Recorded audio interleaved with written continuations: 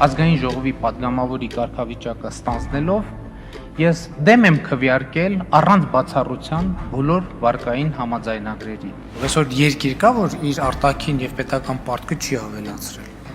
Ես հիմա շատ վստահ չասեմ, որ չկա այդպիսի երկիր, բայց շատ դժվար կլինի գտնել այդպիսի երկիր, որտեղ բոլոր այսինքն չկա տենց երկիր, որ պետական պարտքը չի ավելացրել։ Դուք գիտեք, որ մեր պետական պարտքը արդեն հատում է մեր օրենքով նախատեսված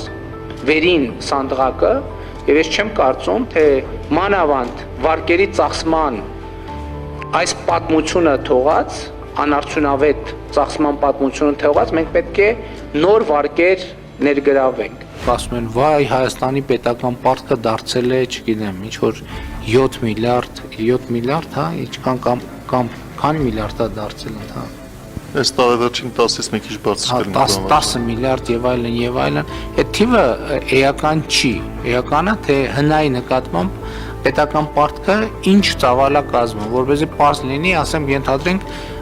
այս ինչ մարդը ունի, բա գիտեք, այս ինչը $50,000 պարտք ունի, հավայքո, այս $50,000, բա ոնց է առնելու, ասենք, ենթադրենք, ամիսը $45,000 աշխատավարձ է ստանում, իր համար $50,000 պարտքը պրոբլեմ չի։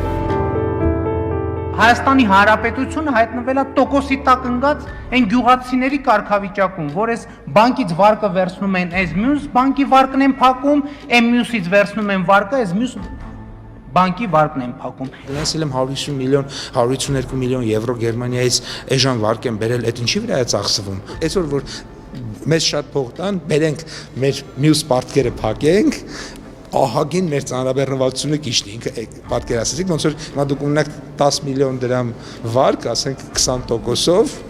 ահա, հիմա մեկը ձեզ օրինակ տա եւս 10 միլիոն դրամ, բայց 10%-ով, չեք վերցնի, տանեք են փակեք։